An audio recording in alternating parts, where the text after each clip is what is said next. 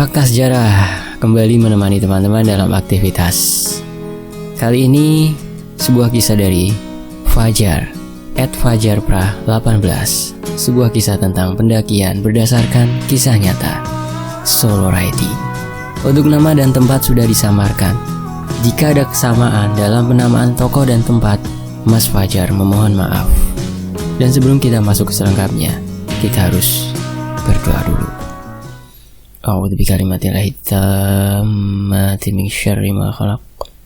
Bismillahirrahmanirrahim. Ma'asmi syafil ardi wa la fis sama wa huwas samiul alim.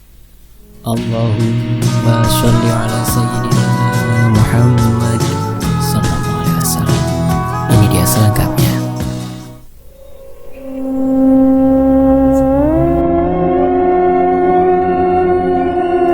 Senin 14 Januari tahun 2019.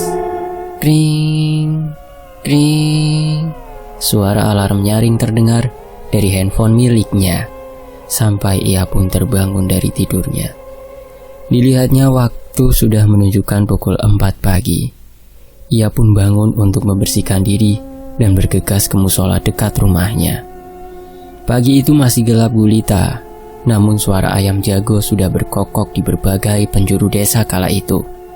Selepas membersihkan diri, ia tak lupa untuk membangunkan ibu dan adik-adiknya yang masih terlelap akan tidurnya.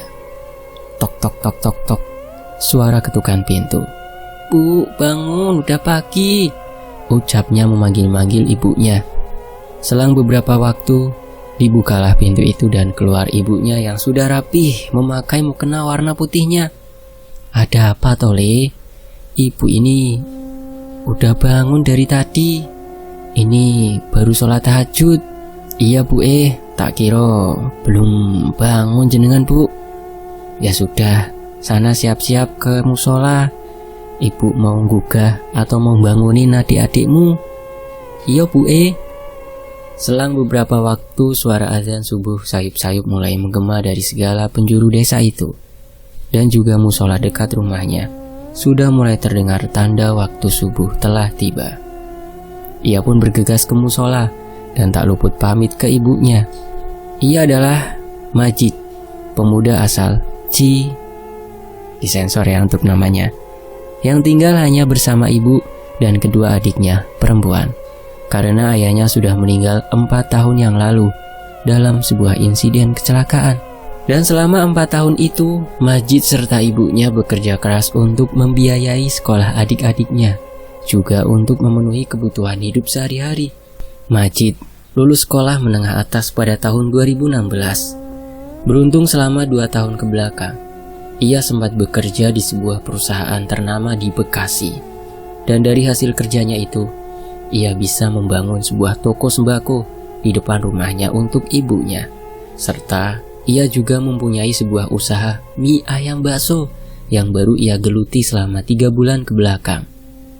Di sisi lain, langit pagi itu mulai tampak sedikit agak terang, tanda matahari akan segera muncul. Dilihatnya, ia sedang membenarkan sepeda motornya yang sepertinya sedang ada kendala di bagian mesinnya. Karena sudah beberapa kali ia coba untuk nyalakan, namun tak pernah bisa. "Motormu kenapa, Tole? Mogok lagi ya, Pak?" tanya ibunya yang sedang berjalan dari dalam keluar rumah, sembari membawa 2 cangkir teh hangat dan kemudian diletakkannya di meja teras rumah. "Ndak tahu ini, Bu, kenapa? Sudah tak beneri kok masih ndak gelem nyala ini," jawabnya yang masih sibuk mencari akar masalahnya. "Sudah, sini dulu ngeteh. Nanti minta tolong nyuruh Pak Iwan buat dibenerin," jawab ibunya yang sudah duduk di bangku sambil sesekali menyeruput teh hangat itu. "Iya, Bu, bentar lagi ya." Dan setelah beberapa kali diotak-atik, akhirnya motornya mau menyala. "Alhamdulillah, nyala juga itu motornya," ujar ibunya. "Iya, Bu, alhamdulillah." Motornya ia standar 2 untuk dipanaskan terlebih dulu sebelum digunakan. Dan kemudian ia pun ngebasuh tangan untuk segera duduk menemani ibunya. Matahari perlahan-lahan mulai menunjukkan kehadirannya. Langit yang tadinya gelap gulita sekarang mulai perlahan terang. Dan waktu saat itu sudah menunjukkan pukul 6 pagi. Kedua adiknya sudah bersiap-siap untuk berangkat sekolah. Adik pertamanya bernama Amelia, sekarang sudah kelas 3 SMA, yang sebentar lagi akan segera lulus. Dan adik keduanya bernama Ani, sudah kelas 1 SMA, yang mana mereka berdua sekolah di tempat yang sama. Mau berangkat sekarang apa, Dek? Tanya Majid melihat kedua adiknya yang sudah rapi dengan pakaian sekolahnya. Iya mas, mau berangkat sekarang, jawab Lia sembari membenarkan kerudungnya. Mas, aku beliin ini ya, tunjuk Ani di layar handphonenya yang tiba-tiba menyodorkannya ke Majid. Iya, nanti tak cariin di pasar ya, ujarnya seraya mengangguk tanda setuju. Jangan di pasar, ini aja di Shopee. Iya ya dek. Matur nuwun ya mas, girang Ani karena Majid mau membelikannya tas yang ia sukai itu. Amelia hanya diam saja melihat tingkah laku adiknya. Duk, kesini dulu duk, sahut ibunya ke Amelia. Iya bu, gimana? Tanya Amel. Ini uang sakunya buat kamu ya berdua. Ibunya mengambil uang dari dompet dan dikasihkan ke Amel. Matur nuwun ya bu, terima kasih. Ya sudah, saya pamit dulu mau berangkat sekolah ya. Yo, hati-hati ya di jalan, Duk. Nggih, Bu. Mereka berdua pun berangkat sekolah dan tak luput pamitan dulu ke Majid serta ibunya. Pagi itu terasa sejuk cuacanya dan begitu damai rasanya melihat adik-adiknya yang sekarang sudah tumbuh besar, juga cantik seperti ibunya. Kring kring kring kring kring. Terdengar suara seperti bel sepeda ontel dari arah depan rumah. Sepertinya ada seseorang yang datang. Majid kebetulan sedang ada di dapur menyiapkan segala sesuatu keperluan untuk dagangannya nanti sore. Sedangkan ibunya ada di ruang tamu, sedang duduk sambil menghitung uang untuk belanja keperluan tokonya. Waktu itu jam menunjukkan pukul 8 pagi. Suara bel sepeda masih terdengar dan kemudian berhenti. Tak lama setelah itu, tok tok tok tok, suara ketukan pintu dari arah pintu depan. Assalamualaikum. Terdengar salam seraya masih mengetuk-ngetuk pintu. Waalaikumsalam, sahut ibunya dan dibukalah pintu itu. Ternyata itu Pak Iwan, tetangga yang tak jauh dari rumahnya. Pak Iwan, tumben pagi-pagi udah kesini. Ada apa Pak? Tanya ibunya sembari mempersilahkan Pak Iwan untuk duduk di bangku teras rumah. Iya Bu, soalnya ada perlu sama Majid. Masjidnya ada Bu. Ada. Bentar ya Pak, tak panggil dulu masjidnya. Nggih Bu. Ibunya pun masuk ke dalam rumah memanggil Majid untuk menemui Pak Iwan yang sepertinya ada hal penting yang mau dibicarakan oleh Majid. Selang beberapa waktu, Majid pun keluar menghampiri Pak Iwan yang sedang memainkan handphonenya. Assalamualaikum Pak Iwan, gimana kabarnya? Sehat? Ucap hangat Majid sembari menjabat tangan Pak Iwan. Waalaikumsalam Jid, alhamdulillah sehat. Kamu bagaimana? Sehat? Alhamdulillah Pak, sehat ini. Gimana Pak, ada perlu apa? Kok pengen ketemu saya? Ini Jid, anakku Putri dapat panggilan kerja di kota itu. Aku kesini mau minta tolong, antarkan Putri ya ke sana. Bisa nggak? Minta dianterin hari apa Pak? Besok hari Selasa, soalnya mulai kerja hari Kamis. Bisa apa enggak Jid? Majid terdiam sejenak mendengar permintaan Pak Iwan. Ia sebenarnya ragu untuk setuju karena mengingat ia harus dagang. Lalu dari arah dalam rumah ibunya keluar sembari membawa 2 cangkir kopi panas beserta cemilannya di sebuah nampan kayu dan diletakkannya di meja. Loh, ada apa Pak? Kok pada diam-diaman? Tanya ibunya heran melihat Majid sama Pak Iwan saling terdiam. Enggak Bu, ini aku lagi mikir dari permintaan Pak Iwan. Lah emangnya Pak Iwan minta apa Jid? Tanyanya sembari duduk di sebelah Majid. Lalu Pak Iwan pun ngejelasin apa yang dimaksudkan Majid barusan ke ibunya. Oh gitu, ya silakan diminum dulu Pak kopinya, takut keburu dingin. Iya Bu, terima kasih. Jid, libur dulu dagangnya. Besok anterin anaknya Pak Iwan ke sana. Hari Jumat bisa mulai dagang lagi, ujarnya meyakinkan Majid. Iya Bu, besok tak anterin putrinya Pak Iwan, jawabnya tanda setuju. Pak Iwan pun merasa lega di situ karena Majid mau mengantarkan anaknya. Lalu percakapan lain pun mereka obrolkan. Sampai sekitar jam setengah 10, Pak Iwan pamit. Pukul 10 Majid pergi ke pasar untuk membeli beberapa keperluan buat dagangannya nanti sore. Jarak pasar dengan rumahnya lumayan jauh. Kurang lebih ada sekitar 45 menitan untuk sampai di pasar dan ibunya sudah berjaga di tokonya. Dipacunya kuda besi itu sembari membawa sebuah kerendeng yang sudah digantungkan di gantungan motornya. Motor Vario 150 tahun 2017. Jalan ditempuhnya dan ia pun sudah sampai di pasar. Lalu kemudian ia membeli beberapa keperluan yang dibutuhkan buat dagang seperti bawang, cabai dan lain-lain. Tak lama ia belanja, hanya menghabiskan waktu sekitar setengah jam. Keadaan pasar saat itu sedang ramai, seperti layaknya pasar kebanyakan. Tak lama kemudian, ia merasa perutnya lapar. Ia sempatkan waktu sejenak untuk makan di warung makan yang ada di sana. Dipesanlah makanan itu, banyak pilihannya. Ada sayur kangkung, kentang, ayam, ikan, telur, dan lain-lain. Ia hanya memilih sayur kangkung dan ayam. Dilahaplah makanan itu. Warung makan itu terbuka tidak seperti warteg.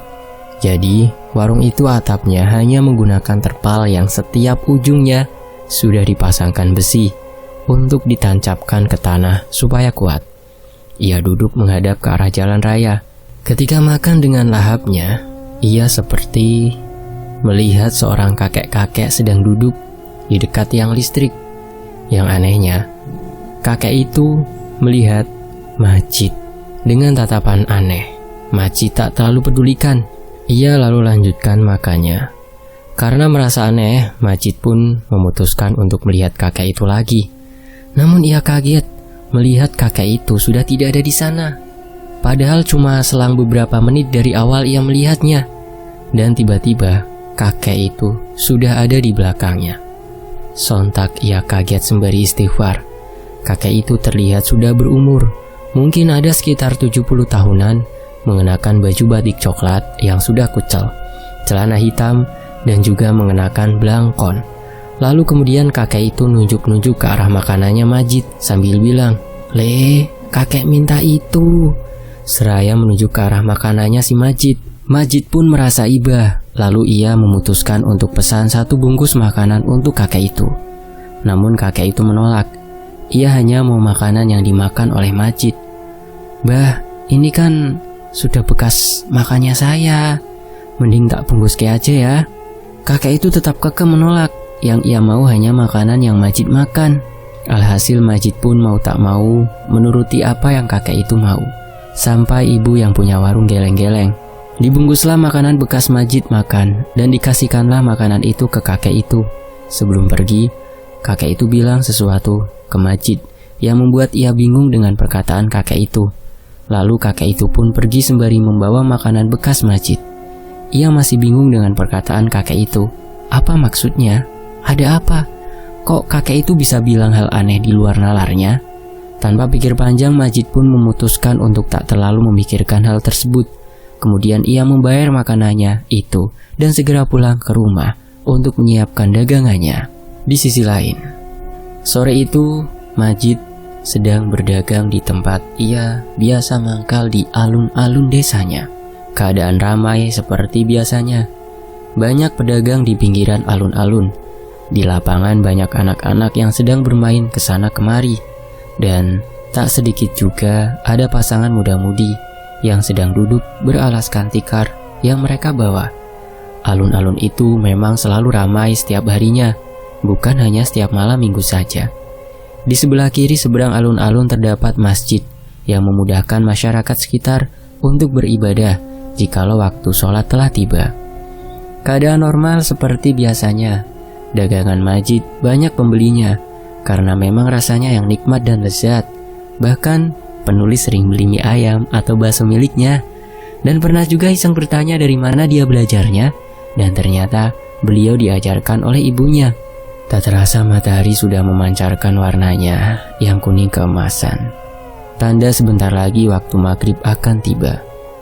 Majid yang sedari tadi melayani pelanggan benar-benar disibukkan tanpa berhenti. Sepertinya dia butuh seseorang untuk membantunya. jikalau banyak pelanggan seperti ini. Begitulah pikirnya. Di sela-sela waktunya ia sempatkan untuk melihat jam di tangannya, dan waktu sudah menunjukkan pukul 17.30 sore. Dia sempatkan waktu untuk duduk, karena untuk beberapa saat belum ada pelanggan lagi. Dia melamun, melihat ke arah seberang jalan, sembari menopangkan tangan di dagunya.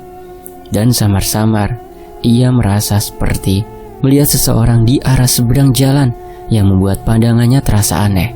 Karena orang itu tak seperti orang yang lalu lalang di seberang jalan lainnya. Ia sedikit mengucek mata karena merasa seperti tak asing dengan orang itu. Benar saja, karena itu adalah kakek-kakek yang ia temui di pasar tadi pagi. Kakek itu melihat ke arah Majid sambil nunjuk-nunjuk dengan tatapan tajam ke arahnya. Majid bingung di situ. Lalu tiba-tiba, "Mas," ada suara perempuan manggil dia seraya nepuk pundaknya Majid. Terkejut dia karena hal itu. Iya mbak, piye gimana? Gimana sih mas? Udah tak panggilin dari tadi kok ndak denger. Iya mbak, maaf. Ya wes rapopo, pesan mie ayam 2 ya mas. Siap mbak. Dibuatlah mie ayam pesanan mbak itu. Pas ia sedang membuat mie ayam, iseng lihat ke arah seberang jalan dan ternyata kakek itu udah nggak ada di sana. Kemana lagi tuh kakek? Pikirnya. Ia merasa aneh dengan tingkah laku kakek itu. Tak mau pikir panjang, ia lanjutin membuat mie ayamnya. Waktu pun semakin sore, semakin gelap. Azan maghrib sudah berkumandang. Majid menunaikan sholat terlebih dulu dan menitipkan dagangannya ke Pak Ali. Beliau Pak Ali pedagang jus sampingnya Majid, jadi dia menitipkannya pada beliau. Selepas sholat ia bergantian jaga dagangannya Pak Ali. Malam itu dilaluinya dengan perasaan bahagia karena dagangannya habis tak tersisa seperti hari-hari sebelumnya. Jam menunjukkan pukul 21.15 malam. Ia pulang lewat jalan itu yang jarang ia lewati kalau malam, karena jalan yang biasa ia lewati saat pulang sedang ada kecelakaan, sehingga menyebabkan kemacetan parah. Ia mendorong gerobaknya sedikit agak cepat, karena mengingat jalanan yang ia lewati saat ini begitu sepi. Walau banyak rumah, namun saat itu keadaan sedang sepi. Terus ia mendorong gerobak. Lama-lama hawa di situ sedikit berubah. Yang tadinya adem sekarang jadi pengap. Aneh emang. Karena mengingat itu adalah jalan yang ramai perumahan, harusnya tak seperti itu. Terus ia jalan sambil dorong gerobak. Lama-kelamaan bulu kuduk Majid berdiri. Dari arah belakang terdengar seperti ada suara langkah kaki yang mengikutinya berjalan. Ia panik dan coba untuk mempercepat langkah kakinya lagi. Dia beranikan diri untuk menoleh ke belakang. Pas noleh, tak ada siapa-siapa di belakangnya. Sontak ia fokus jalan lagi dan mempercepat jalannya. Suara langkah kaki itu ternyata masih ada dan malah semakin dekat seperti persis berada di belakangnya. Sampai tiba-tiba, pruk, ada yang menepuk pundaknya dari belakang. Terlihat seperti ada tangan seseorang berada tepat di bahu sebelah kanan. Ia berhenti, badan gemetar, keringat dingin sudah bercucuran. Lalu terbesit suara seseorang bilang, "Mas." Ia beranikan diri untuk menoleh ke belakang. Ternyata ada seorang bapak-bapak memakai baju koko coklat lengkap dengan sarung dan pecinya. Majid menghela nafas lega di situ sambil bilang bersyukur. Lantas bapak itu bilang, "Mas, kenapa? Kok jalannya cepet banget? Seperti dikejar setan?" Enggak pak, itu belum selesai bicara bapak itu langsung motong omongan Majid. "Mbok yo tarik nafas lah mas, biar ngomongnya lancar gitu." Iya pak, gimana, ada apa?" tanyanya yang sudah mulai agak baikan setelah kejadian kurang mengenakan tadi. "Baksonya masih apa ndak mas?" "Aduh sudah telas pak, habis." "Oh gitu ya, ya udah mas makasih." "Nggih pak." Majid pun lanjut jalan lagi.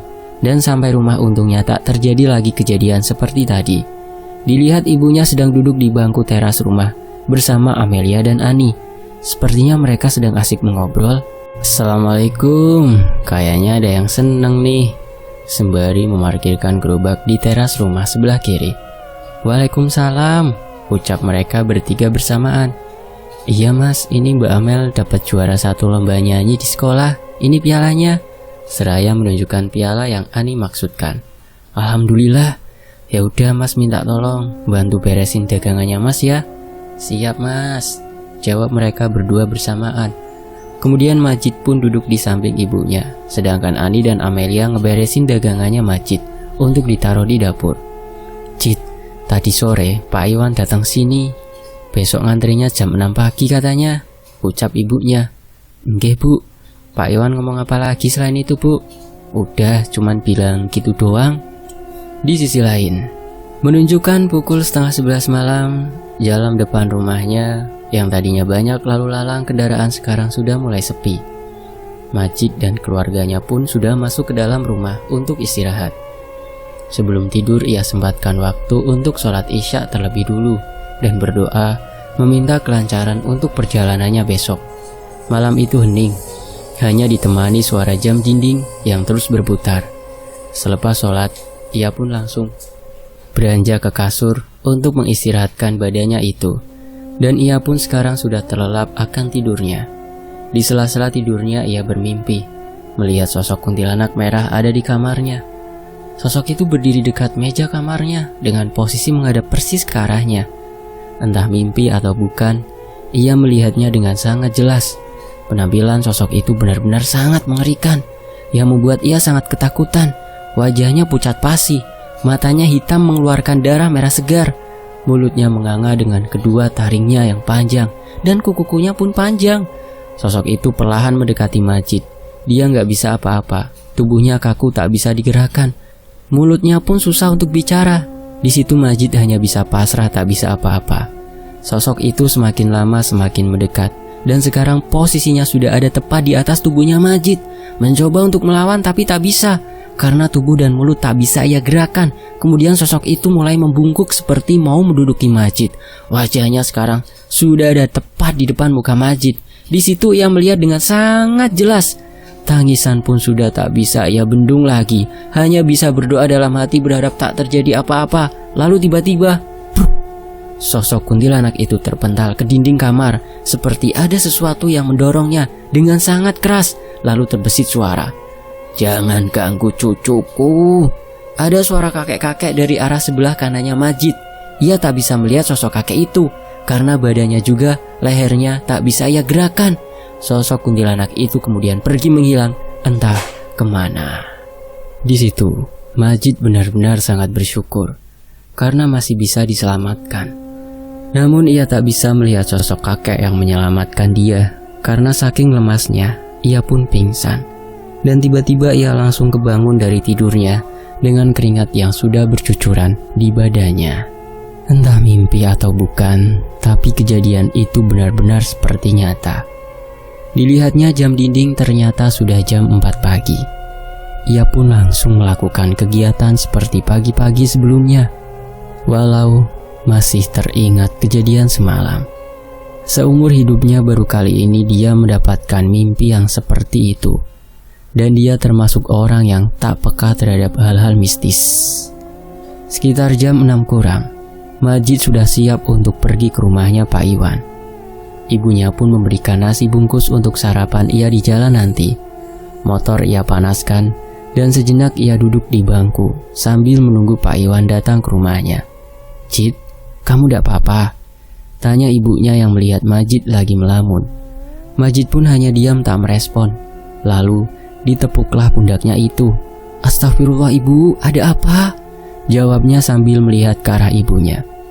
"Kamu ini masih pagi kok ngelamun, mikirin apa sih le?"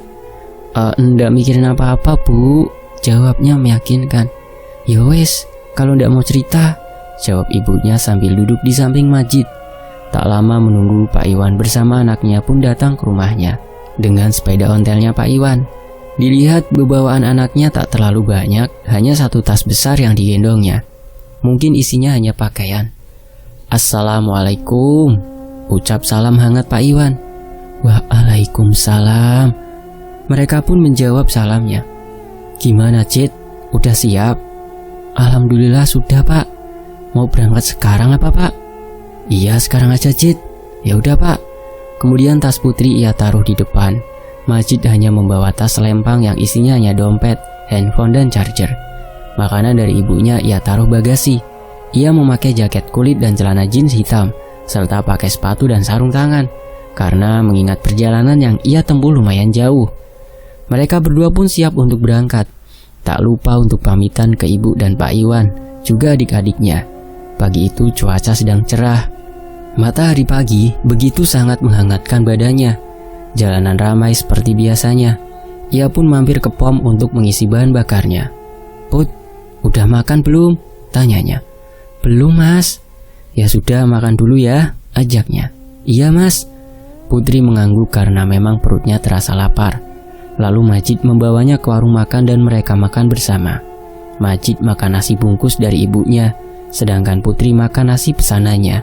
Perjalanan mereka masih jauh. Untuk sampai di sana mungkin memakan waktu hingga 6 jaman lebih.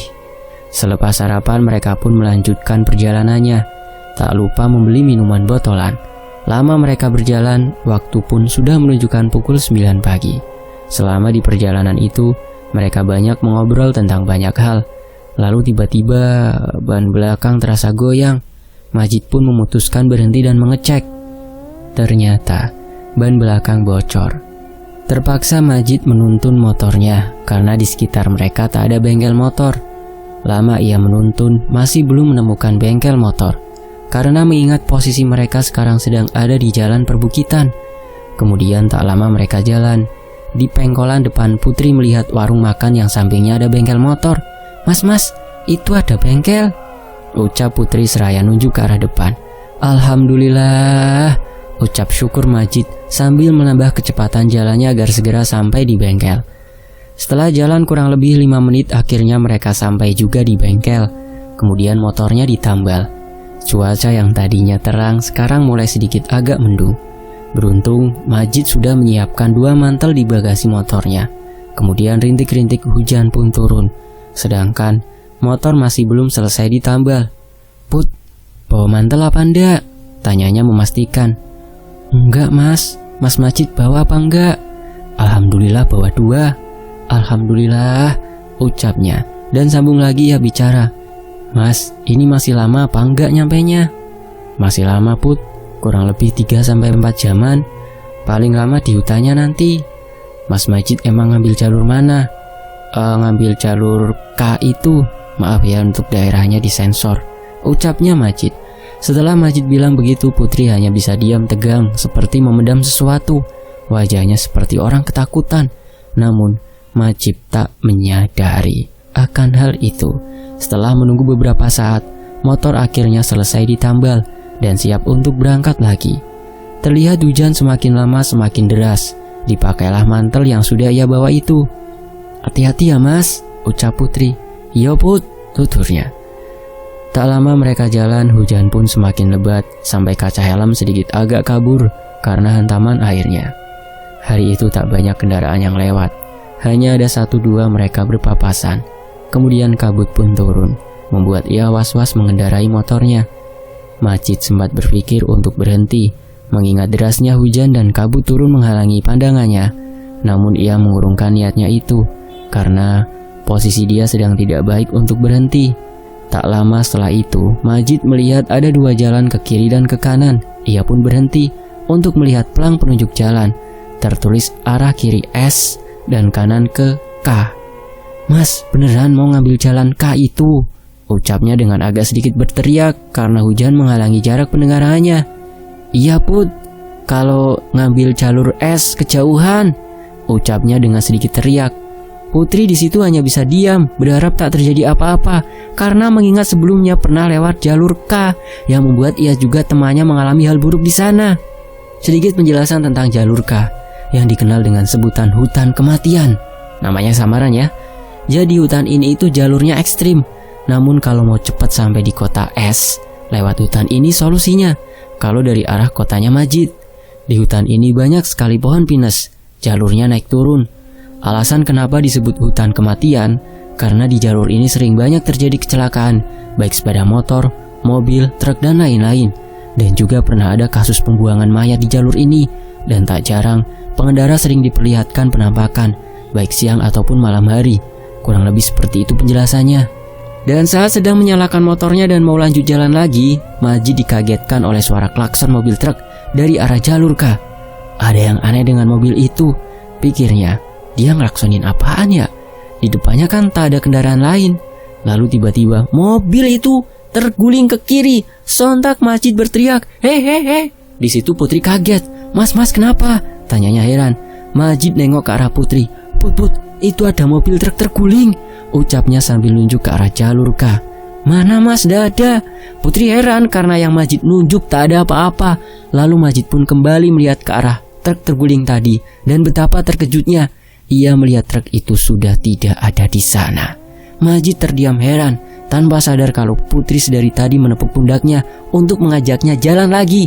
Karena Putri sudah merasa tidak nyaman berhenti lama-lama di sana. Mas, ayo jalan lagi Mas," ucapnya. Majid pun sadar dan segera untuk pergi dari tempat itu. Dinyalakanlah itu motor. Ketika Majid hendak belok ke arah jalur K, tiba-tiba dari arah jalur S ada mobil jeep melaju kencang sambil membunyikan klaksonnya. "Mas!" teriak Putri seraya memeluk Majid begitu eratnya. Beruntung dengan sigap Majid langsung mengerem, walau sempat ban belakangnya tergelincir dan hampir saja tabrakan itu terjadi. "Astagfirullah, kamu tidak apa-apa Put?" tanya Majid, sedangkan mobil itu sudah jauh dari pandangan mereka. "Aku tidak apa-apa Mas. Mas Majid gimana?" "Alhamdulillah aku rapopo." Majid memutuskan untuk berhenti sejenak di pinggir jalan karena mengingat kejadian barusan membuat mereka syok. Sedangkan hujan masih turun dengan derasnya. Selang beberapa lama, terlihat ada mobil mengarah ke arah mereka. Sepertinya itu mobil jeep yang hampir menabrak mereka, pikirnya. Tak lama mobil itu berhenti, lalu keluar seorang laki-laki yang sudah membawa payung ke arahnya. "Mas, kenapa berhenti di sini?" tanya lelaki itu. "Nggak apa-apa Mas, lagi istirahat ini." "Mending lanjut melaku hai Mas, ayo jalan lagi aja. Daerah sini tuh rawan. Dan jangan lewat jalur K ya, soalnya lagi ada pohon tumbang halangin jalan." "Iya Mas, terima kasih udah dikasih tahu." "Ya sudah Mas, aku tak lanjut jalan lagi lewat S ini." "Iya Mas." Tak lama lelaki itu pun balik lagi ke mobilnya dan langsung pergi ninggalin Majid. "Ya udah Put, ayo jalan lagi. Kita lewat jalur S ya, ndak apa-apa kan?" "Iya Mas, rapopo," ucapnya dengan raut wajah yang sedikit agak tenang karena tak jadi lewat jalur itu. Walaupun lama, tapi tak apa, asal baik-baik saja di jalan, pikirnya. Kemudian Majid pun menyalakan motornya dan lanjut jalan lewat jalur S.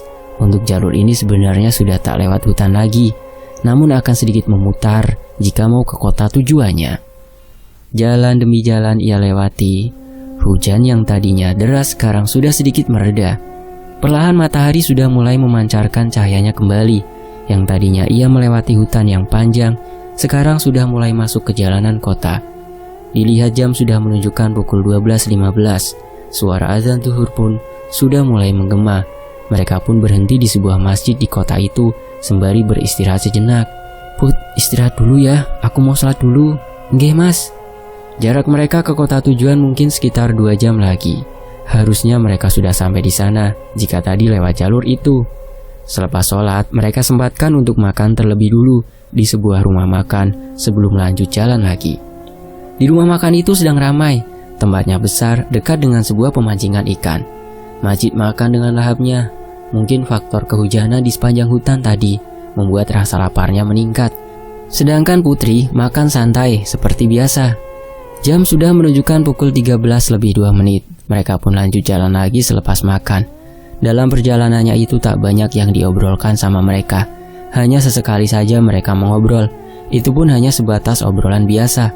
Setelah beberapa lama akhirnya mereka sampai di tugu bertuliskan "Selamat datang di kota S". Alangkah leganya Putri karena sudah sampai di kota tujuannya itu. Dan Majid pun bertanya ke Putri, "Mau dianterin kemana ini Put?" "Kesini Mas," ucapnya seraya menunjukkan alamat yang tertera di layar handphonenya. "Oh iya Put, gak jauh dari sini kok," ujarnya. Kemudian ia lanjut jalan lagi dan setelah beberapa lama akhirnya mereka sampai di tempat yang Putri maksud. "Alhamdulillah udah sampai Mas," ucapnya seraya turun dari motor.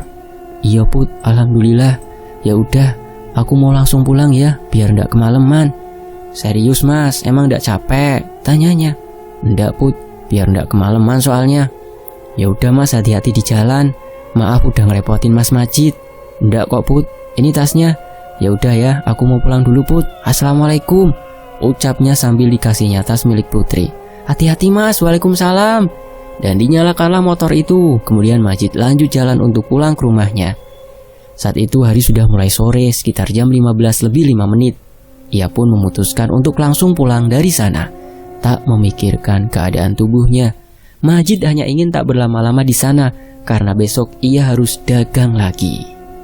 Dan perjalanan yang sesungguhnya baru akan dimulai di part berikutnya. Karena keinginan Majid untuk sampai rumah dengan cepat, ia pun harus mengambil keputusan lewat jalur K sendirian. Akan banyak sekali hal aneh yang akan ia dapatkan di sana. Lelah, itulah yang ia rasakan. Namun tak dapat Majid pungkiri karena tak bisa berlama-lama di sana. Begitulah pikirnya. Tanpa ia sadari itu adalah pilihan terburuk dalam hidupnya. Sore itu angin berhembus dengan kencangnya. Suara azan sudah menggema di berbagai penjuru. Di sepanjang jalan banyak ia temui pedagang rambutan. Sempat ia berhenti untuk membeli beberapa ikat dan dimasukkannya ke dalam bagasi. Tak lama ia pun berhenti di sebuah musola.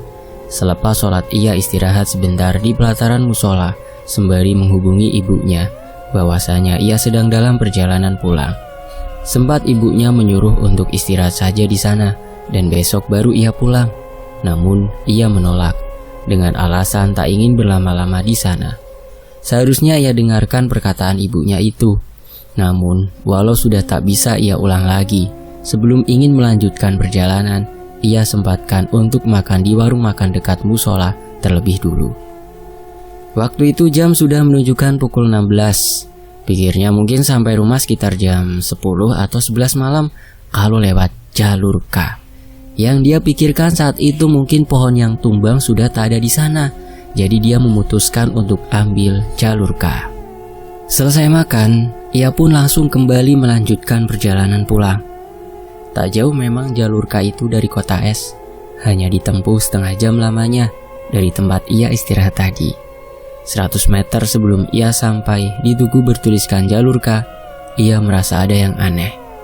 Ia lihat tak ada satupun kendaraan yang masuk ke jalur K itu. Berhentilah ia sejenak di warung dan bertanya ke pemilik warung. "Assalamualaikum Bu, saya mau tanya," ucapnya. "Waalaikumsalam, iya Mas, mau tanya apa?" "Ini kok tidak ada mobil atau motor yang lewat jalur K ya Bu, kenapa?" tanyanya heran. "Wah, ndak tahu itu Mas," ujar ibunya. "Oh nggih Bu, ya udah kalau gitu." Kemudian ia pun lanjut jalan lagi. Mungkin nanti di sana juga bakal banyak pengendara yang berpapasan. Pikirnya positif. 50 meter ia jalan.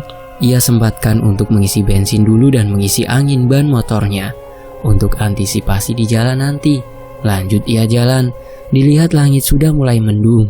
Mungkin mau hujan lagi. Ia pun sekarang sudah masuk di jalur K. Awal-awal jalan masih biasa saja, tak banyak hal aneh-aneh. Sempat ia jumpai beberapa pengendara yang berpapasan dari lawan arah. Langit perlahan-lahan mulai gelap. Lampu penerangan jalan tak ada satupun yang menyala. Apa mungkin ini gara-gara pohon tumbang? Atau mungkin sedang ada gangguan? Ia hanya bisa berpikir positif di sana. Terakhir ia jumpai pengendara dari lawan arah sekitar setengah jam yang lalu. Pikirnya mungkin karena dari tadi ia tak melihat jam tangannya. Namun anehnya, dari arah ia jalan, tak ada satupun pengendara dan hanya dia seorang.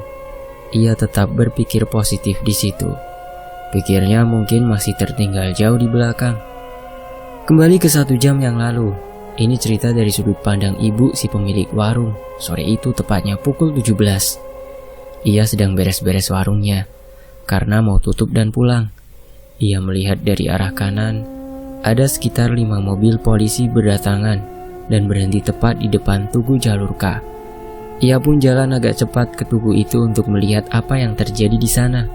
Sesampainya ia di sana, ia melihat seorang polisi membawa polis lain dan dibentangkan polis lain itu dari satu sisi ke sisi yang lain, seperti tak ada yang boleh masuk ke jalur K. Ada apa ini? Kenapa tugunya dikasih garis polisi? Kemudian beberapa masyarakat sudah banyak berkumpul di sekitaran area itu. Seorang polisi kemudian mengambil sebuah megafon dan ia pun bicara kepada masyarakat. Perhatian semuanya, tolong dengarkan dengan seksama saya. Saya akan bicara di sini. Kenapa kami memberi garis polisi pada tugu ini? Di dalam hutan sana ada beberapa pohon besar yang tumbang. Kami baru mendapat informasi dari pusat. Diharapkan jangan ada yang melewati garis polisi ini. Kami akan segera melakukan investigasi di sana. Demikian informasi yang bisa saya sampaikan. Mendengar polisi bicara seperti itu dengan megafonnya, kagetlah ia. Karena tadi ada seorang pemuda masuk ke jalur K. Belum sempat ia mau memberitahu polisi, tiba-tiba ada lelaki nyamperin Pak Polisi itu dan bilang kalau tadi ada pemuda yang masuk ke jalur K. Awalnya polisi itu tak mempercayai omongan pria itu. Lalu dijelaskanlah oleh beberapa orang yang mungkin melihat Majid masuk ke jalur K. Polisi itu kemudian mengumumkan kembali ke masyarakat jika pemuda itu belum kembali dalam waktu 1 jam, mereka akan langsung masuk ke hutan. Benar saja selama 1 jam itu Majid tak terlihat kembali. Dan yang anehnya tak ada satupun kendaraan yang keluar dari jalur K. Sedangkan tadi kan Majid berpapasan dengan beberapa pengendara. Lalu itu apa yang berpapasan dengan Majid? Tanpa berpikir panjang, 3 mobil polisi pun masuk ke jalur K untuk mencari keberadaan Majid. Karena seharusnya perjalanan 1 jam itu sudah sampai di tempat pohon yang tumbang itu. Pikir mereka jika Majid dalam perjalanan kembali, mereka pasti akan berpapasan di jalan nanti. Kembali ke cerita Majid. Lama ia jalan. Suasana di jalan saat itu benar-benar sangat gelap dan mencekam. Hanya lampu penerangan motornya saja yang menyala. Ia tambah kecepatan, lalu tiba-tiba motornya seperti berat. Pikirnya apa banyak kempes ya? Ia pun coba berhenti. Sejenak di pinggir jalan, terlihat di seberang jalan ada sebuah gubuk kecil yang sepertinya itu sebuah warung. Keadaan warung itu sangat gelap karena tak ada penerangan sama sekali. Setelah ia cek ternyata ban baik-baik saja, tak kempes. Kemudian ia pun lanjut jalan lagi. 10 menit ia jalan, motornya kembali terasa berat. Ia pun berhenti lagi di pinggir jalan dan mengecek bannya kembali. Ternyata ban baik-baik saja. Pas ia lihat ke seberang jalan, ternyata ada sebuah gubuk kecil lagi. Ia positif thinking. Mungkin itu bukan gubuk yang sama. Ia kembali jalan karena memang bannya baik-baik saja. 10 menit ia jalan, motor pun kembali terasa berat lagi. Di situ Majid merasa kesal. Ada apa ini? Kenapa motor terasa berat terus? Ia pun akhirnya kembali berhenti lagi. Dan dilihatnya ban itu ternyata baik-baik saja. Pas ia kembali nengok ke arah seberang jalan, alangkah terkejutnya ia melihat sebuah gubuk kecil yang sama seperti awal ia melihat tadi. Lalu tiba-tiba dari dalam gubuk itu keluar sosok kuntilanak merah yang sama persis seperti apa yang ia impikan waktu itu. Majid sontak langsung teriak, "Wah!" Langsung ia naiki motornya dan pergi dari tempat itu dengan perasaan yang sudah tak karuan. Jantung berdegup dengan sangat kencangnya. Nafas sudah tak karuan. Berharap sosok itu tak mengejarnya. Pas ia belok ke kiri, tiba-tiba dari arah depan, sosok kuntilanak itu sudah menghadangnya. Sontak, Majid langsung banting stang ke kanan. Karena tak bisa menahan keseimbangan, akhirnya Majid terjatuh.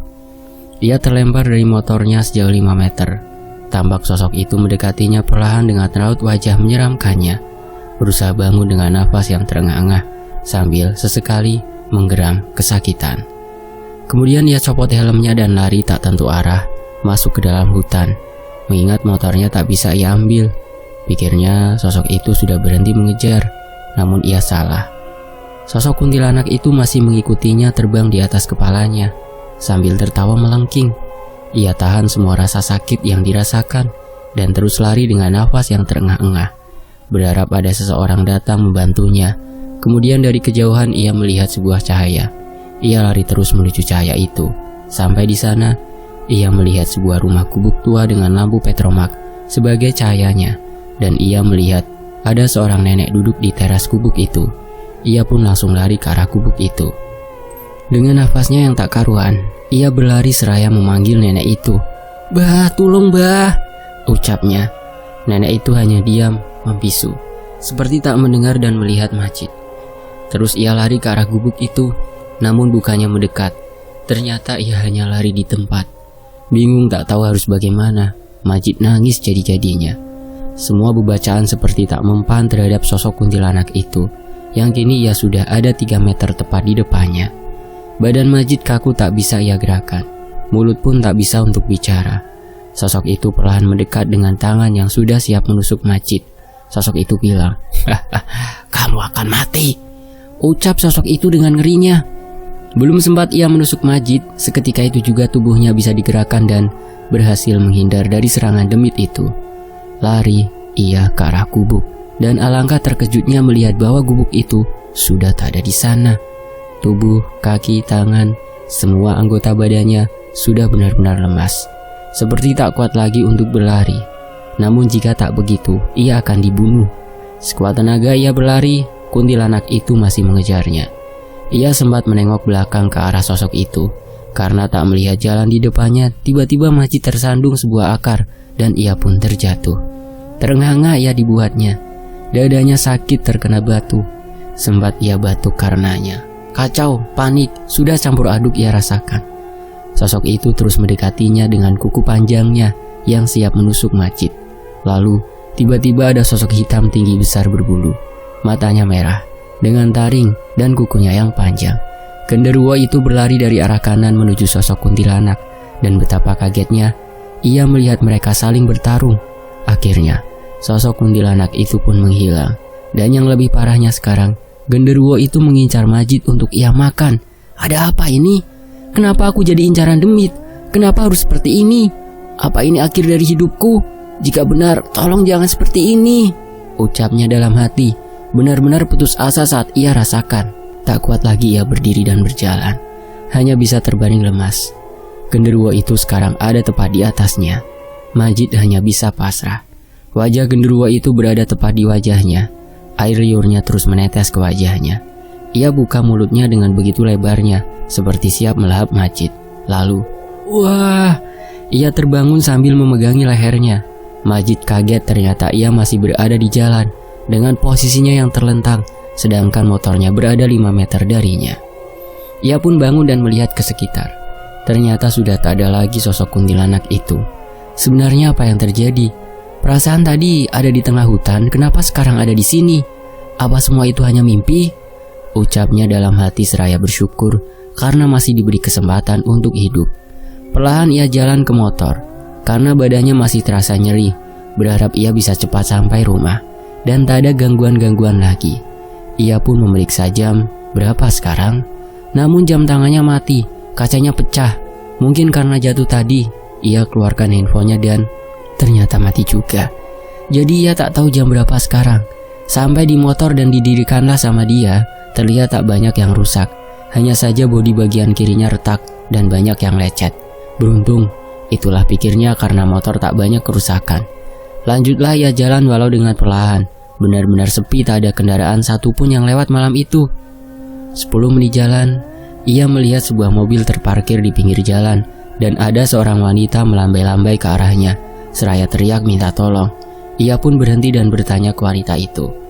"Kenapa mbak? Mobilnya mogok?" tanyanya, seraya menstandar 2 motornya sebagai penerangan. "Iya mas, mogok. Bisa benerin ndak?" "Insya Allah mbak, saya cek dulu." Diceklah sampai ketemu masalahnya. Saat otak-atik mobil itu, ia merasa aneh. Wanita tadi kemana setelah memberinya senter? Ia coba panggil wanita itu, namun tak ada jawaban sama sekali. Tiba-tiba bulu kuduknya merinding. Ia mencium bau busuk yang sangat menyengat, dan terbesit ada suara seperti rintik-rintik air di arah belakangnya. Ia pun berhenti dan coba perlahan berputar badan. Sontak ia kaget. Ternyata pocong sudah berdiri tepat di belakangnya, dengan wajah penuh belatung dan matanya hampir copot. Majid teriak dan langsung ia naik ke motornya, pergi dari tempat itu. Jalan terus ia tanpa henti, tanpa memikirkan apapun lagi. Ia hanya ingin cepat-cepat bisa sampai rumah.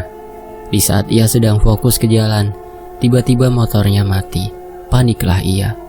Kenapa harus berhenti? Kenapa lagi ini? Tolong! Ia pun berhenti di pinggir jalan, mengecek motornya. Dan kali ini parah, bensin motornya habis. Padahal baru saja ia isi full tadi sore. Mau tak mau ia hanya bisa menuntun motornya dengan keadaan gelap gulita, dan hanya ada sedikit cahaya dari bulan saja yang tembus di antara pepohonan pinus itu. Rasa takut, sakit badan, capek, lelah, bingung, semua ia rasakan saat itu juga. Berharap ada seseorang yang datang menolongnya. Kalau saja tadi ia dengarkan perkataan ibunya, mungkin semua tak akan seperti ini. Lama ia tuntun motornya. Dari sisi hutan kiri kanan dia seperti sudah banyak pasang mata yang melihat ke arahnya. Takut, itu yang benar-benar ia rasakan sekarang. Tak lama ia jalan, di depan terlihat seperti ada gubuk kecil. Ia putuskan untuk istirahat sebentar di sana. Sepertinya ini warung, pikirnya. Ia rebahkan badan di sebuah bangku panjang. Rasa lapar, haus, semua ia rasakan. Kemudian ia tertidur. Tiba-tiba dari dalam gubuk terdengar suara benda jatuh. Sontak ia kaget dan terbangun. Jantung berdegup dengan kencangnya. Rasa takut dan was-was ia rasakan. Lalu pintu warung perlahan terbuka dan terlihat seperti ada cahaya lampu petromak mulai perlahan muncul. Ia berlari ke arah motornya. Belum sempat ia mau lanjut jalan menuntun motornya, tiba-tiba ada suara yang memanggil namanya. "Cid, Macid, sini!" Suara itu pelan tapi sangat menyeramkan. "Duh, apalagi ini? Ya Allah, tolong hamba-Mu ini," ucapnya lirih menahan rasa takutnya. Kemudian ia perlahan nengok ke arah sumber suara itu. Betapa terkejutnya ia melihat sosok nenek tua yang sebelumnya ia temui di mimpi itu. Penampilan nenek itu benar-benar sangat mengerikan, sambil memegang lampu petromak di tangan kirinya, sedangkan tangan kanan memegang sebuah celurit panjang. Kemudian nenek itu jalan mendekatinya, sambil terus memanggil namanya. Duk, duk, duk, duk. Detak jantungnya terus bertambah cepat. Lalu tanpa pikir panjang, ia langsung lari meninggalkan motor, juga gubuk itu, karena takut juga, panik. Terus ia lari dengan perasaan takut yang benar-benar ia rasakan. Di saat ia sedang lari, dari arah depan ternyata ada sebuah mobil datang. Ia lambaikan tangannya sambil berseru minta tolong. Kemudian, mobil itu berhenti dan Majid langsung menuju ke arahnya. "Kenapa, Mas?" tanya seorang laki-laki dari dalam mobil itu. Kemudian perempuan di sebelah lelaki itu tanya, "Tersesat apa, Mas?" "Iya, Mas, Mbak, tolong saya." "Ya udah masuk, duduk di belakang ya," ucap lelaki itu. "Iya, Mas, matur nuwun." Ia pun masuk ke dalam mobil dan duduk di bangku belakang. Ia sedikit lega di situ karena ada seseorang yang akhirnya membantunya. "Alhamdulillah, akhirnya aku selamat," ucapnya dalam hati. Mereka pun kemudian jalan. Ia sempat dikasih minuman oleh sepasang kekasih itu dan sebuah roti untuknya makan. Selang beberapa lama, ia akhirnya melewati gubuk itu lagi dan terlihat motornya masih ada di sana. Namun ia benar-benar kaget setengah mati karena ia melihat dirinya ada di sana sedang tidur di sebuah bangku panjang. "Hah, itu siapa? Kenapa ada aku di sana? Bukannya aku ada di sini, di dalam mobil?" Lalu tiba-tiba botol minuman yang ia pegang berubah menjadi botol yang isinya darah, dan makanan yang ia pegang berubah menjadi roti busuk yang sudah banyak belatungnya. Melihat semua tiba-tiba berubah seperti itu, sontak ia langsung muntah, dan terbesit ada suara ketawa khas kuntilanak dari arah depannya. Pas ia kembali nengok ke depan, tiba-tiba kedua sosok itu sudah menatap tajam ke arahnya. Sontak ia kaget dan terbangun, sudah berada di gubuk kecil itu lagi. Perasaannya sudah tak karuan. Langsung ia buru-buru pergi dari tempat itu. Lelah. Entah kapan semua ini selesai. Kenapa harus seperti ini dan kenapa juga tak ada satupun kendaraan yang melintas? Ia terus memikirkan ibu dan adik-adiknya, berharap bisa bertemu lagi dengan mereka. Dan kenapa aku bisa melihat mereka? Bukankah aku tak mempunyai kemampuan seperti ini? Sejak kapan aku bisa melihat mereka? Dan kenapa aku terus mengalami hal ini? Salahku apa? Beribu pertanyaan datang di pikirannya. Karena memang ia sangat tak menyangka bisa mengalami hal seperti ini, yang bahkan sebelumnya tak pernah ia rasakan. Tiba-tiba ia teringat dengan perkataan kakek-kakek yang ia temui di pasar waktu itu. Ia bilang, "Le, jangan pergi lewat jalur K, bahaya, banyak yang mau nyelakain kamu. Dengerin perkataan kakek." Kagetlah ia mengingat semua itu. Jadi ini maksud dari perkataan kakek itu? Kenapa aku tak mendengarkannya? Kenapa aku malah lupa? Ucapnya dengan perasaan bersalahnya. Sedih yang ia rasakan. Air mata pun sedari tadi sudah menetes tak kuat menahan rasa penyesalannya. Teringat waktu ia berangkat ke kota es, banyak sekali gangguan-gangguan yang menghalanginya untuk lewat jalur K. Ia tak menyadari semua itu, dan karena keegoisannya ingin cepat sampai rumah juga, tak mendengarkan ibunya. Ia pun memutuskan lewat jalur K. Seharusnya ia tak memilih jalur ini. Ia usap air matanya, dan terus lanjut jalan sambil menuntun motor. Samar-samar dari arah belakang seperti ada suara cekikikan yang perlahan berubah menjadi suara ketawa melengking kuntilanak. Pas ia menengok ke arah belakang, ternyata itu adalah sosok kuntilanak merah yang sepertinya ingin membunuhnya. Marah, kesal, benci, muak, semuanya jadi satu, dan ia pun bilang ke sosok itu, "Siapa kamu? Kenapa ganggu saya? Ada urusan apa kamu sama saya?" Ucapnya dengan lantang karena kesal. "Hihihi, kamu harus mati," ucap sosok itu dengan wajah menyeramkannya, seraya menodongkan kuku panjangnya itu ke arah Majid. "Apa salahku?" Sosok itu tak menjawab pertanyaan Majid. Lalu kuntilanak itu terbang ke arahnya. Melihat sosok itu terbang ke arahnya, tak ada pilihan lain selain lari. Kini semua seperti tak ada harapan lagi untuknya. Tak bisa ia pergi kemanapun dalam keadaan seperti ini. Lari pun tak tahu harus kemana. Ia benar-benar putus asa saat itu. Dalam larinya ia sempat kepikiran ibu dan adik-adiknya, ingin rasanya ia berada bersama mereka. Sampai air mata pun tak bisa ia keluarkan lagi. Tangisan pun sudah tak ada artinya. Ia terus lari dengan nafas yang terengah-engah. Ia coba tengok ke belakang, ternyata sosok itu sudah menghilang. Lalu tiba-tiba pas ia nengok kembali, sosok kuntilanak itu sudah ada di hadapannya.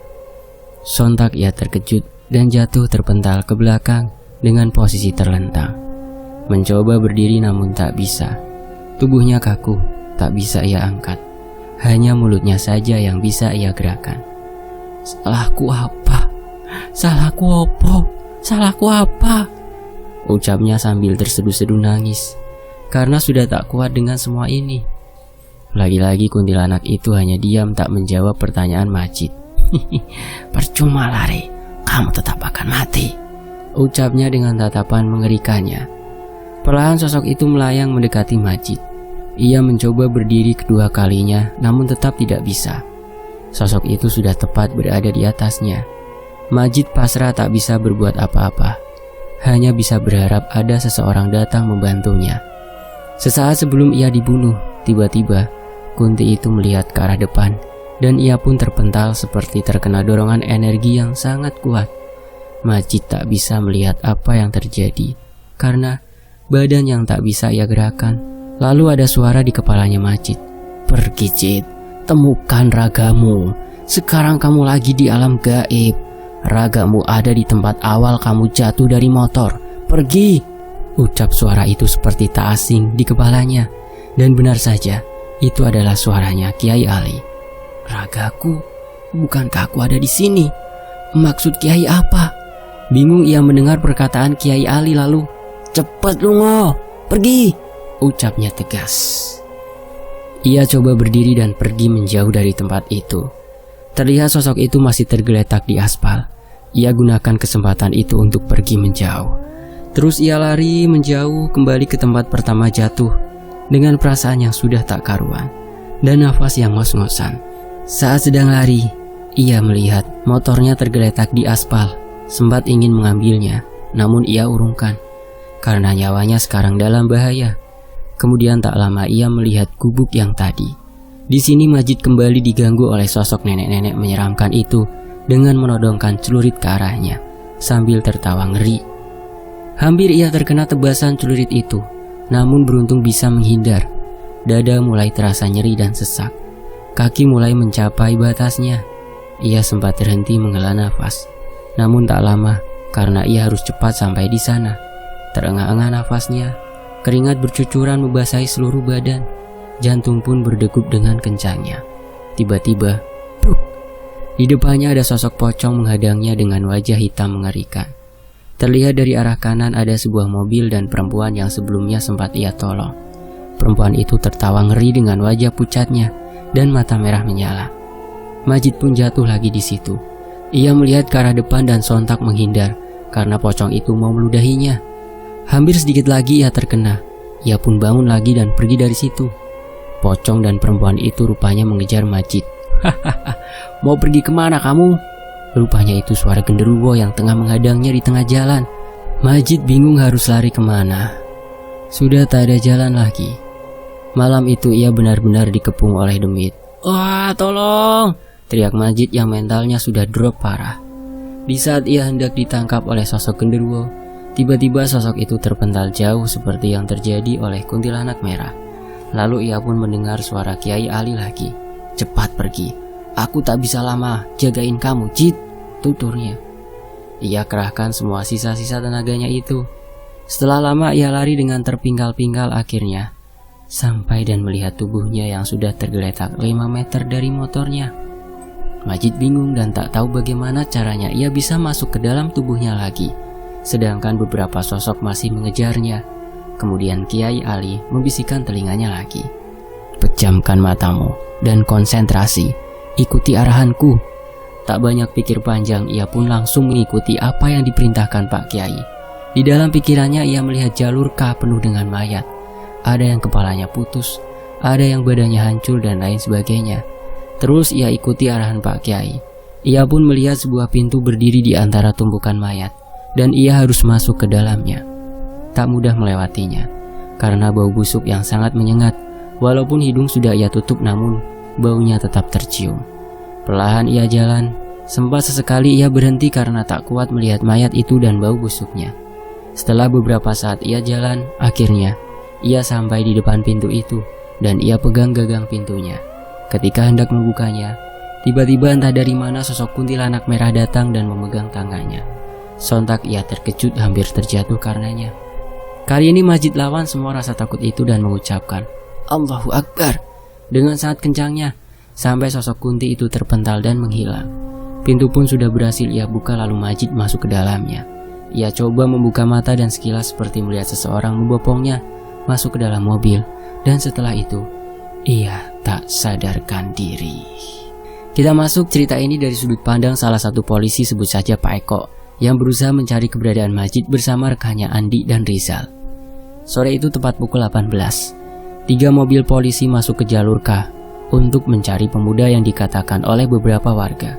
Waktu itu sudah gelap dan lampu penerangan di jalur K mati semua, tak ada satupun yang menyala. "Pak, serius ini mau masuk jalur K?" ucap Pak Eko merasa ragu. "Yo serius, mosok bercanda? Kan kita ndak cuma berdua, ada Pak Rizal, Pak Anton, Pak Dwi, sama Pak Sartono." Eko ini sebenarnya orangnya penakut, cuman karena pekerjaannya jadi ia selalu terlihat perkasa dan kuat. Kemudian Andi pun sambung bicara. "Tapi beneran ndak ya apa yang dimaksud masyarakat tadi? Kalau ada orang yang lewat jalur K?" ucapnya yang serupa merasa ragu. Kemudian mereka pun bicara ke mobil rekan lainnya melalui HT masing-masing. Ternyata mereka berempat pun merasa ragu. Tapi mau tak mau mereka harus tetap jalan sampai pepohonan tumbang itu. Pikir mereka jika pemuda itu sampai di pepohonan tumbang, pasti dia akan kembali dan mereka pasti akan berpapasan. Terus mereka berenam jalan. Tiba-tiba, buar! Suara ban mobil Dwi dan Sartono pecah. Sontak Eko dan Andi pun berhenti dan keluar dari mobil, dan mereka berempat menghampiri mobil Dwi. "Aduh, gimana ini? Ban serepku tertinggal lagi," keluh Pak Dwi. "Pak Rizal, ada ban serep ndak?" tanya Eko. "Ban serepku pecah, Pak, gimana ini?" Kemudian Pak Andi mengambil sebuah keputusan yang membuat Eko merasa ngeri. "Pak, gini aja, ini kan pada ndak ada ban serep. Lebih baik mobil Pak Dwi diderek aja kembali ke kota. Telepon mobil derek sekarang. Pak Dwi, Pak Anton, sama Pak Sartono di sini nunggu mobil derek datang. Saya, Pak Rizal, sama Pak Eko akan lanjut jalan lagi," ucap terang Andi. Sempat terjadi perdebatan di antara mereka. Lalu Andi menjelaskan alasannya dan semua pun menyetujuinya. Kemudian mereka bertiga lanjut jalan lagi meninggalkan Pak Dwi, Pak Anton, dan Pak Sartono. Mereka pun sekarang bertiga dalam satu mobil. Lama mereka jalan dengan lampu penerangan satu-satunya di mobil. Untuk mengurangi rasa takut, Eko pun banyak mengobrol kedua rekannya itu. Sampai suatu ketika ia melihat sosok putih berdiri di samping pohon sebelah kiri mobil.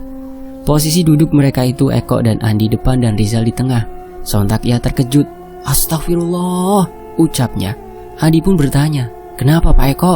Tanyanya sembari terus menyetir. Enggak apa-apa pak, jawabnya seperti tak ingin mereka tahu. Serius pak? Tanyanya meyakinkan. Iya pak, serius enggak apa-apa, jawabnya. Oh ya udah kalau enggak apa-apa. Andi merasa jalan ke pohon tumbang seperti lama sekali. Ia sempat beberapa kali melewati beberapa gubuk sebelah kanan jalan. Seperti gubuk itu tak ada habisnya. Dan Andi pun nanya ke Eko dan Rizal. Pak Eko, Pak Rizal, kerasa enggak kok kita kayak lama sampai pohon tumbangnya ya? Ucapnya. Dilihatlah jam mereka dan anehnya pada mati semua jam tangannya.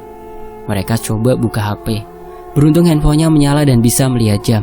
Benar saja mereka di jalan hampir 1 jam, namun belum sampai pohon tumbangnya. Setelah sadar ada yang aneh, Adi pun melihat gubuk lagi sepertinya gubuk yang sama, pikirnya. Terus ia jalan dan ketemu gubuk lagi yang sama. Wah, ada yang gak beres nih, ucapnya dalam hati. Kemudian Adi pun bebacaan dalam hati seraya masih menyetir. Akhirnya gubuk itu sudah tak terlihat lagi. Ia tahu bahwasanya tadi mereka hanya berputar-putar saja di situ. Pantas terasa lama. Ternyata ada yang iseng sama kita, ucap Andi dalam hati. Ia lanjut jalan, makin lama makin terasa aneh. Andi melihat banyak sosok sudah berbaris di kiri dan kanan jalan. Sosok itu ada yang kepalanya putus, badannya rusak, ada yang tinggal kepala, dan Kunti pocong genderuwo pun ada di sana, seperti sedang memperhatikan mereka. Sementara itu Eko dari tadi sudah merinding ketakutan dan Rizal ia bertingkah normal, seperti tak terjadi apa-apa. Lalu tiba-tiba sosok Kunti merah berdiri di tengah jalan. Sontak Andi ngerem mendadak. Astagfirullah, ada apa pak? Ucap Rizal kaget karena kepalanya terbentur jok depan. Eko pun sama kaget karena rem mendadak itu. Kemudian Andi memberitahu mereka apa yang ada di depannya.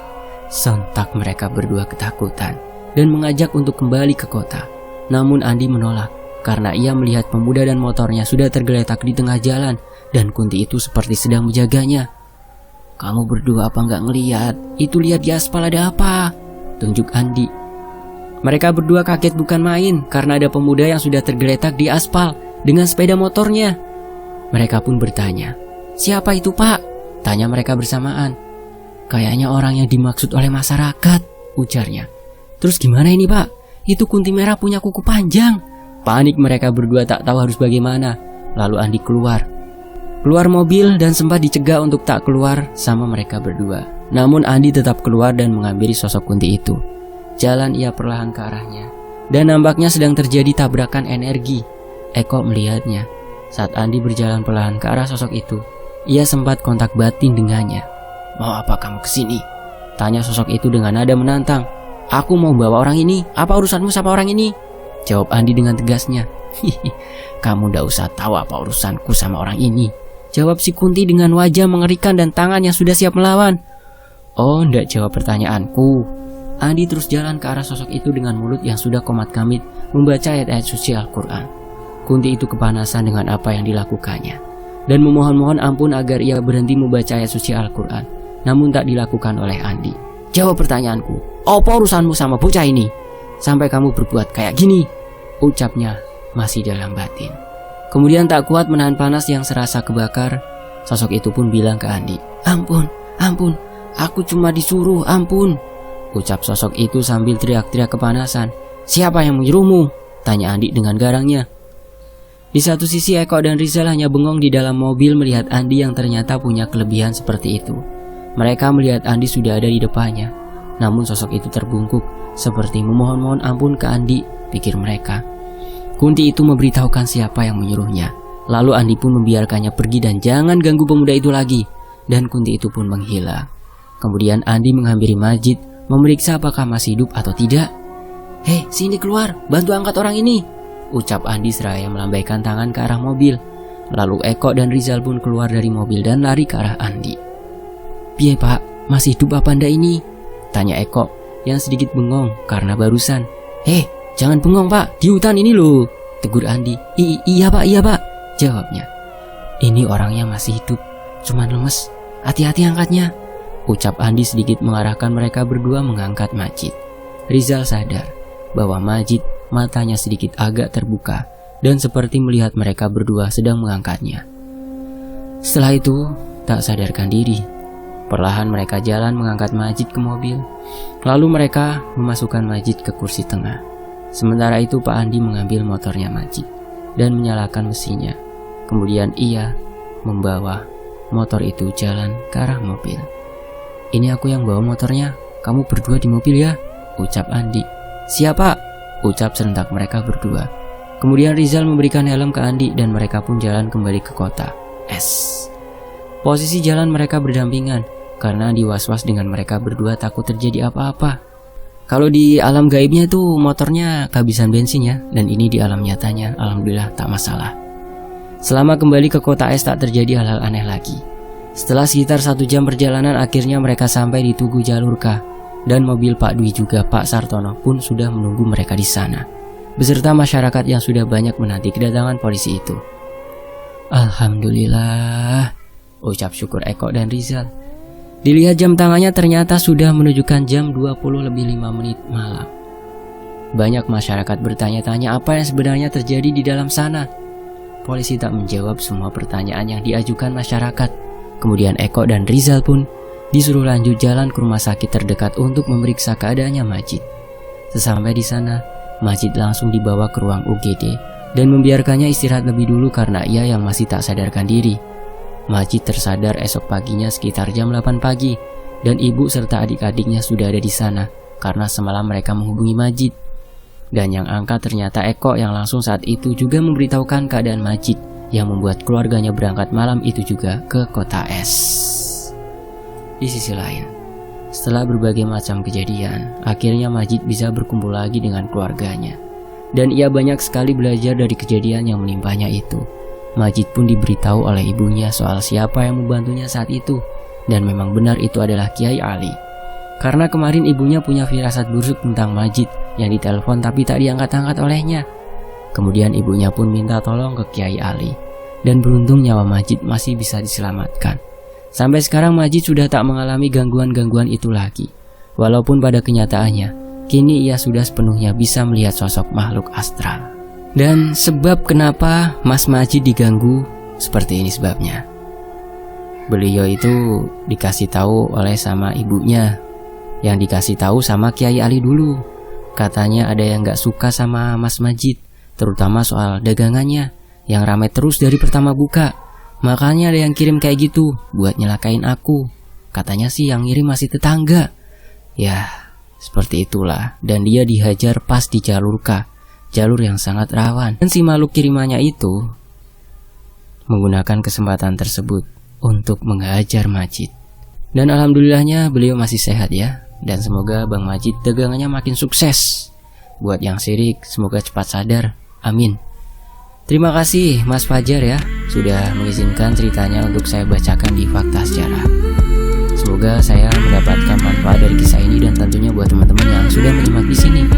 Demikianlah solo riding dari akun Twitter @fajarpra18. Teman-teman juga bisa follow akun beliau ya, untuk linknya ada di deskripsi. Saya pamit, wassalamualaikum warahmatullahi wabarakatuh. Sampai jumpa di kisah lainnya.